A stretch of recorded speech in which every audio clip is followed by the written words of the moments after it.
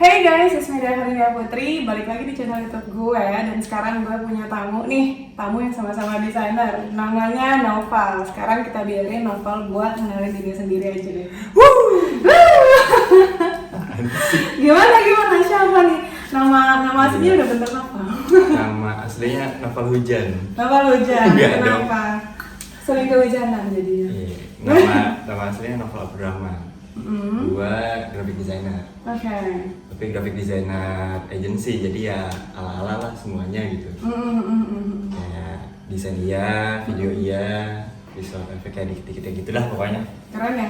Kalau orang-orang yang tahu dunia agency ya tau lah palu gada gitu. Palu gak ada. Cuman berarti basicnya memang dari desain ya? Desain. Kuliahnya? Kuliahnya di DKV jurusannya. Di kafe. Kebetulan juga sebenarnya gue udah tahu sih kita teman satu angkatan di UPJ. Tapi jangan ngikutin kuliah gue ya, gue 6 tahun. Oh, lu tahun? Oh my god. Jangan ikutin. Jangan. Enggak, tapi pasti kan ada plus minusnya kan. Dari 6 tahun walaupun waktunya panjang, berarti ilmu yang lo serap tidak lebih banyak. Enggak ada Enggak sih sih. sebenarnya. 2 tahun terakhir gue cuma ngulang bahasa Inggris jadi. Di tugas akhir gue tepat waktu bahasa Inggrisnya enggak. Jadi jangan ya. Buang-buang duit beneran. Nggak apa-apa buang-buang. Tapi sekarang gimana nih? Lo kerja sebagai di tempat lo sekarang dengan yang kuliah itu kira-kira ada apa nih saling relate nggak tuh? Relate-nya sih ada ya. Dikit kali. Dikit. Apa tuh kira-kira dikitnya? Ya kita semua tahu lah ya kuliah kan sebenarnya 11-12 sama formalitas sama legalisir aja kan. Betul. Buat dapet ijazah, biar ada pengakuan di lingkungan sosial sebenarnya. Betul.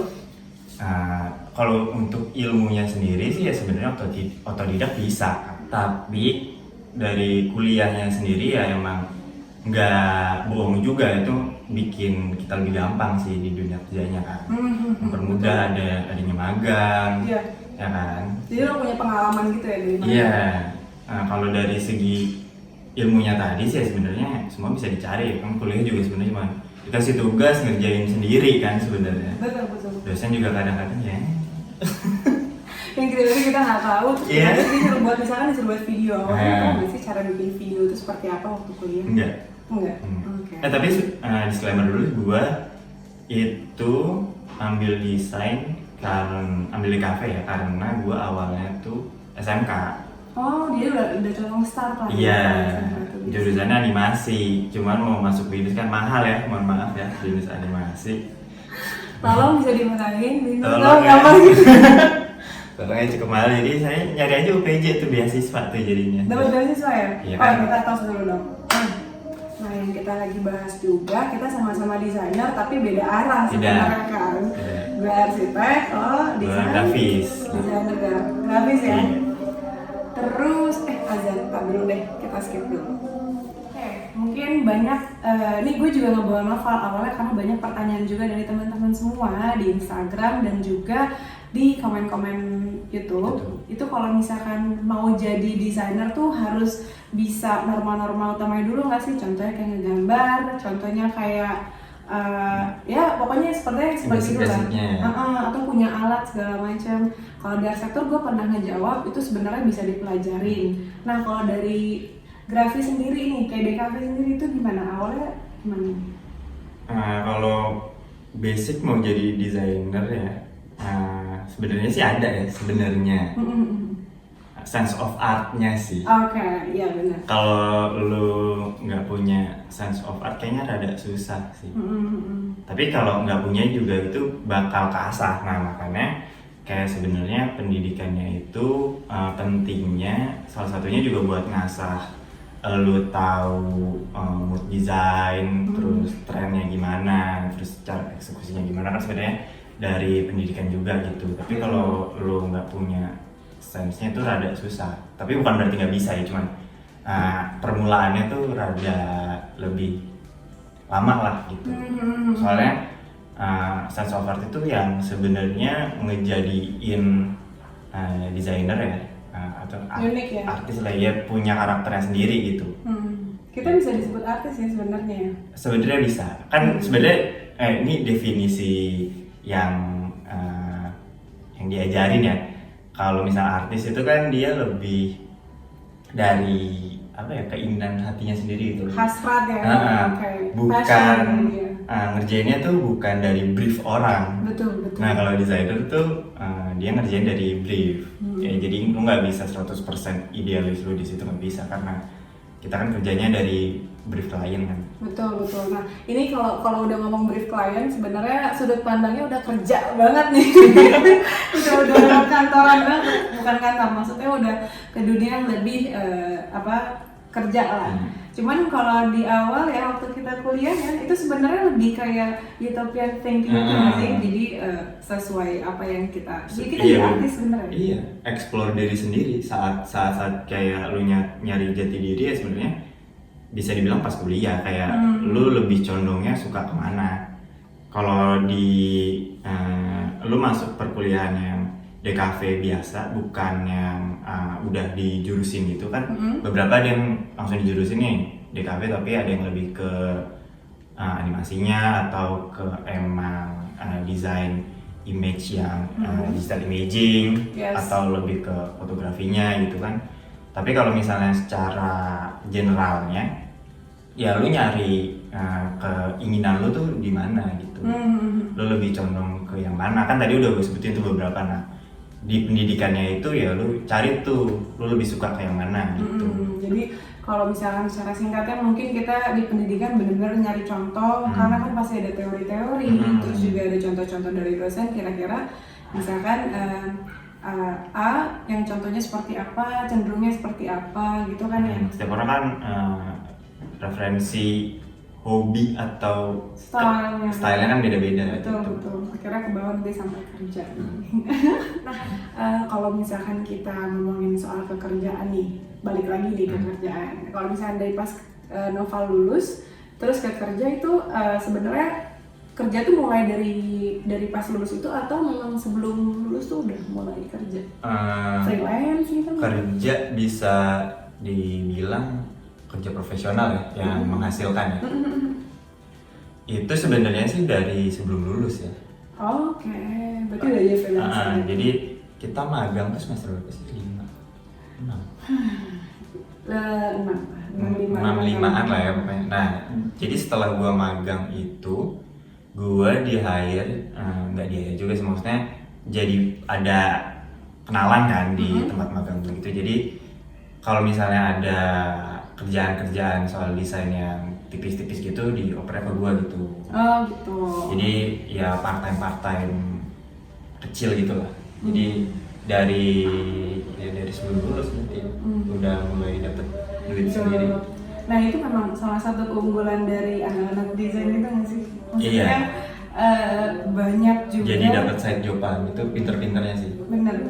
Banyak side jobnya ketika kita mau explore untuk kenal orang baru, ketika kita mulai ngeposting karya kita, ya nggak sih? Iya bisa. Bisa jadi kan ya. Banyak kok temen gue yang cuman hobi-hobi bikin ilustrasi, upload di Instagram doang gitu, terus akhirnya ya collab. Kayak gue mau dong ini buat jadi apalah gitu. Lumayan sih memang. Kayak arsitek juga gitu Pak. Jadi kayak waktu gue masih kuliah, tapi di semester akhir ya, karena semester awal kita belum punya ilmunya nih. Masih gambar perspektif. Kok susah banget ya gambar perspektif? Kalau saya enggak.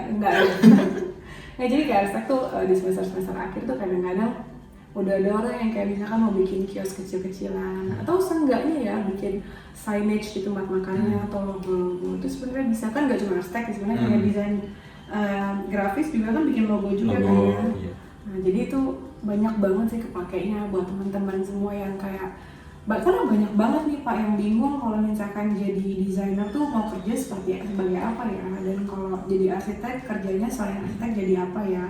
Iya, gue juga sebenarnya bingung sih kalau masuk arsitek terus selain arsitek kan.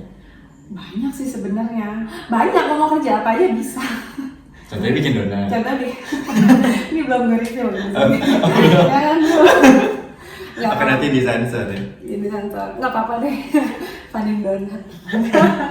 Nggak, jadi kalau misalkan pengalaman gue dan ngeliat teman-teman gue yang udah pada lulus, mereka juga banyak yang kerja kayak gue sekarang kerja di konsultan arsitektur. Ya memang firma sini lebih kayak PT gitu, maksudnya akonin kan. Dan ada juga yang di konsultan-konsultan, ada yang konsultan kecil, ada yang konsultan yang sudah lumayan besar namanya, kayak contohnya ada yang di Andra Matin, terus macam-macam deh. Jadi arsitek juga banyak juga yang freelance gitu kan, dan ada juga yang bahkan cross gitu loh, ada yang ke interior karena kayak contohnya kita lihat di UI ya, kan ada yang memang jurusan khusus arsitektur, ada yang jurusan interior. Nah, cuma teman gue ada satu yang memang dia arsitek, tapi akhirnya sekarang karena dia kerja di satu biro konsultan yang untuk interior khusus, jadinya memang sekarang jadi desainer interior. Kecemplung. Tapi karena enaknya gini kalau di arsitek, kita belajar semuanya secara universal, karena kan kita harus juga mengerti soal interiornya dan juga eksterior tuh udah pasti ya, atau ruang luarnya. Dan juga sense of design-nya memang dari awal juga udah ditumbuhin, apalagi kalau pas di UPJ di awal juga kan kita sempat kelas bareng kan, kayak ada 3D segala macam. Jadi untuk secara pengetahuan umumnya bisa dapat lah, tergantung kamu eksekusi di lapangannya aja kan nanti gimana. Sama juga kayak Anda sekarang di semuanya dipegang. Mau nggak mau sih ya itu. Apa aja sih kira-kira yang dipegang selain bikin video gitu? Ya awalnya kan ini biasanya nih ya lulusan DKV itu ngelamar di kerjaan pertama tuh as a graphic designer kan? Yes, of course. Karena namanya udah graphic designer. Pertamanya sih itu, lu pasti ngebayanginnya ya bikin poster, bikin banner, ya klasik gitulah. Atau sekarang yang udah zamannya lu bikin postingan Instagram gitu, website gitu. Ya tapi pasti bayangan pertamanya tuh bikinnya ya 2 dimensi gitu, atau still image lah. Tapi ya apalagi kalau lu masuknya ke agency ya lu nggak usah berharap kerjaan lu itu doang sih. Kayak ntar tiba-tiba ditanya, lu bisa edit video ya ternyata ya ntar jadi editor gitu. Oh lu bisa motion graphic ya lu jadi motion graphic designer gitu jadi. Iya, kalau bedanya sama kuliah mungkin kita mengerjakan apa yang ditugaskan kan. Contohnya kayak bikin video, edit banner misalkan kalau dari DKV. Kalau udah kerja mah kalau nggak ada nggak sih, apalagi perusahaan pasti akan memaksimalkan. Meskipun lu ngelamarnya job desk lu sebagai as a graphic designer doang, tapi kalau misalnya lu dikasih briefing, kayaknya lu bisa deh bikin motion graphic, terus masa lu bilang kayak gue nggak bisa deh motion graphic. Tapi ini harus ini juga ya, kayak lu juga harus tahu batasan diri lu gitu. Jangan lu nggak bisa terus jadinya sotoy. Mendingan betul. Ya mendingan ngaku kalau memang nggak bisa, beneran nggak bisa, mendingan bilangnya nggak bisa gitu. Daripada hasilnya kurang gitu kan nggak enak. Daripada hasilnya gitu terus ngerusak nama kantor lu juga, terus lu nya dimaki-maki juga. Iya sih. Ya kan? Tapi by the way sebelum kita lanjut, kayaknya gue mau nge-scrub tangan dulu nih. Kenapa tuh tangan? Kenapa tuh? Soalnya kita kan lagi di outdoor space, ada ruangan outdoor, jadi agak sedikit panas, tapi agak nggak panas sih sebenarnya, kayak sumuk gitu sih. Ya, terus gue ada body scrub dari Scarlett. Nanti detailnya gue kasih tahu. Nah guys, ini dia nih rangkaian produk body care dari Scarlett. Yang pertama kali biasanya aku pakai itu adalah yang body scrubnya nih. Dan cocok banget kan kalau untuk kita yang habis beraktivitas sehari-hari, kotor, lengket, terus kita langsung scrubbing deh pakai Scarlett yang romansa ini. Wanginya pertama kali dibuka langsung enak banget, nggak too much, dan tinggal pemakaiannya pakai air sedikit aja, langsung diratakan secara gentle dan diamkan 3 menit. Lalu bilas deh. Dan ini bagus loh untuk mencerahkan kulit karena ada vitamin E-nya dan glutathionnya. Dan tutup dulu. Setelah itu aku beralih ke shower scrubnya. Di sini aku pakainya nggak banyak-banyak karena secukupnya aja, balik lagi. Dan teksturnya itu sama-sama scrub, cuman ini lebih halus ya, dan butirannya juga lebih menarik dan segar banget. Dan untuk rangkaian terakhirnya itu adalah body lotion. Body lotionnya aku pakai yang freshy, yang wanginya tuh fresh dan nggak lebay. Ini bisa banget buat mencerahkan dan juga untuk melembabkan banget rasanya. Oh my god, kelihatan ya, langsung cerah. Wow, keren banget. Seger deh, siap untuk bikin video lagi. Seger banget. Sorry ya, jadi agak nunggu. Seger banget. Karena tadi kan udah gerah gitu ya. Terus kita lanjut obrolan yuk. Ini meskipun sibuk harus tetap menjaga diri. Oh iya benar. Sebenarnya ada pentingnya juga buat kita para desainer ya nggak sih ya. Untuk menjaga diri, karena kan kerjaan kita selain produksi, kita juga harus presentasi, ya kan? Ada pitching ke klien. Benar-benar, presentasi ke klien juga yang paling penting itu yang kita persiapkan bukan cuma sekedar materinya aja kan, cuman memang dari diri kita sendiri juga gimana sebisa mungkin menarik lah. Kalau Ya minimal nggak bau badan. ya kan, nah makanya jangan lupa suka mandi dan scrub dan juga pakai body lotions yang sering-sering. Dan kalau gue pakainya Scarlett. Halo? Nanti pakai ya, nanti cobain. Kan bisa ya buat cowok ya? Dia bisa cowok, bisa cewek atau mau apa lagi. Dan murah banget coy harganya. Berapa Jadi tuh? tadi kan ada banyak banget variannya. Hmm. Per varian, bukan per varian, per piecesnya itu cuma 75.000. Jadi apapun yang dibeli, mau face care, mau body care itu 70.000 per piecesnya. Jadi jangan cuma beli kopi mahal-mahal, tapi kulit juga dijaga. Atau kita, kita lanjut ke video selanjutnya. Oke, nah gue juga udah segar sekarang dan udah enak lagi buat ngobrol sama Noval. Dan sekarang kayaknya kita ngebahas untuk kelebihan dan kekurangan sebagai desainer. Wah. Tapi ya nggak literal kelebihan dan kekurangan sih sebenarnya. Jadi yang menurut lo plus minus di diri lo dulu nih sebagai desainer nih, desainer grafis. Udah dalam dunia kerja ya. Kurangnya dari gue sih gue nggak kurang bisa ngeja. Tapi kalau misalnya udah di kerjaan sih rada terganggunya kalau misalnya dari copywriternya ngasihnya tuh nggak yang sedetail kayak gede kecil titik koma gitu-gitunya ke itu ngasih briefnya kurang. Jadi pas nyampe di gue nggak bisa ngekoreksi gitu. Jadi kurangnya di situ. Tapi kalau misalnya lu desainer dan juga pintar sama apa itu namanya kosakata gitu-gitunya lah, tanda baca gitu-gitu, itu jadi lebih meminimalisir revisian gitu.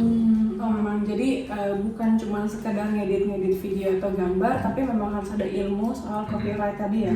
Soalnya kan kayak kerjanya kan ini ya nyambung semuanya kan, jadi ya kalau bisa backup satu sama lain dengan backup satu sama lain gitu. Karena bikin iklan gitu juga termasuk ya. Termasuk. Jadi sebenarnya bukan kekurangan sebenarnya, kendalanya tuh kalau lu sendiri merasa di copywriting itu.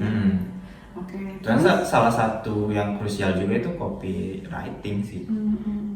Kayak kata-kata itu kan sebenarnya senjata utama juga ya dari desainnya. Betul. Dan selain dari visualnya. Kayak Gojek juga sering kan tuh bikin billboard yang cuma tulisannya doang. Ya itu lumayan. Itu ya memang, dan copywriter juga mahal, mahal ya. Karena itu mungkin jarang disadari sama orang lain. Tapi kalau gue pribadi sih sebenarnya sadar banget ya, karena di arsitektur itu nggak cuma gambar yang kita provide, tapi emang ada beberapa tulisan kayak seperti konsep-konsep. Nah itu apalagi kalau untuk misalkan bangunan yang kita bangun itu untuk jualan gitu ya, itu penting banget karena gimana nyari kosakata atau kalimat-kalimat betul yang menarik orang untuk kira-kira kayaknya dengan pilihan kalimat ini orang jadi tertarik, jadi penasaran kan gitu. Menarik. Jangan ngira loh ngetik-ngetik gitu gampang, nggak susah. Nggak semua orang bisa nyusun kalimat. Benar. Cuman emang apresiasi tinggi aja sih buat orang-orang yang udah bagus di desain dan juga copywriting. Nah kalau misalkan kelebihannya gitu, atau bukan kelebihan, kayak lo ngerasa sebagai desainer Unique selling point gua kali ya. Iya benar. Lu punya apa gitu? Kalau gua sih karena emang selama ini gua kerja di agensi ya beberapa tahun ini lah, hampir 4 kayaknya. Jadi kerja cepat itu salah satu yang dibutuhin. Tapi bukan berarti cepat terus ngasal ya, tapi cepat tapi seminimal mungkin lah ada errornya gitu. Iya. Sama gue biasanya tuh 24/7 standby. Jadi kayak ya gitulah, tidur kurang gitu ya udah biasa. Kalau di peragensian harusnya semua orang tahu, apalagi agensi zaman dulu. Yang effortnya jauh lebih. Yang effortnya lebih parah. Kalau sekarang mungkin bakal dibilang kerja kayak gitu abusive. Tapi kalau 2010 ke bawah sih kayaknya itu hal yang berguna sih. Soalnya balik lagi, lu udah kerja ya lu butuh uang ya kan, kalau nggak dikerjain dipecat lu gimana? Iya sih. Terus kalau misalkan klien itu moodnya berubah-berubah atau gimana ya? Ya gimana ya, kalau udah ngomongin klien mah ya ada aja absurdnya gitu. Ya, kita mah buruh desain mah ya mau nggak mau ya terima sih. Tapi jangan asal terima juga, maksudnya lu tetap harus punya argumen sama desain lu gitu. Tapi kalau misalnya udah lu kasih argumen kayak ini kenapa begini, ini kenapa begitu, tapi kliennya tetap maunya yang dia mau ya lu harus kerjain gitu. Tapi ada maksudnya di dunia desain grafis tuh ada yang kayak kliennya mentah-mentah nolak, enggak kerja lo kurus banget, kurang banget gitu, ada. Kayaknya harus dibalik ya. Emang nggak ada ya? Ada sih, ada. Cuman alhamdulillah sih, berarti kalau misalkan mungkin bahasa halusnya itu tuh sama dengan revisi besar kan? Revisi besar ya. Kalau gue lebih sering bilangnya revisi nggak masuk akal aja sih. Revisi nggak masuk akal. Revisi kadang-kadang besarnya juga bukan cuma dari pekerjaannya aja, tapi besarnya dari waktunya juga pasti. Aku ya kadang 11:30 baru ngasih feedback, tapi minta dikerjain. Tapi kalau udah dikerjain tiba-tiba bilang besok pagi aja kali ya, kan udah dikerjain nih, mohon maaf gitu. Kadang-kadang kan itu adalah ketika kamu kerja nantinya guys, ketika yang nonton misalnya sekarang masih kuliah terus bilang dosen tuh ya ngasih waktu cuman berapa, terus belum ada apa-apa ya. Ternyata belum ada. Dosen ngasih deadline seminggu, sehari, belum ada apa-apa, ntar lo ngerasain deadline 3 jam. Enggak deh, kalau asetnya kayaknya nggak bisa 3 jam deh, kayak bisa langsung masuk peti deh kalau dia. Biasanya malah kalau gue yang selama ini gue alamin ya, gue kan ngerjain project-project yang cukup besar lah. Kayak contohnya ada Pasar Senen Blok 1 2 gitu, terus ada juga buat bank gitu. Bank apa ya? Jadi Kalau mas belum ada. Ya udah ada apa-apanya.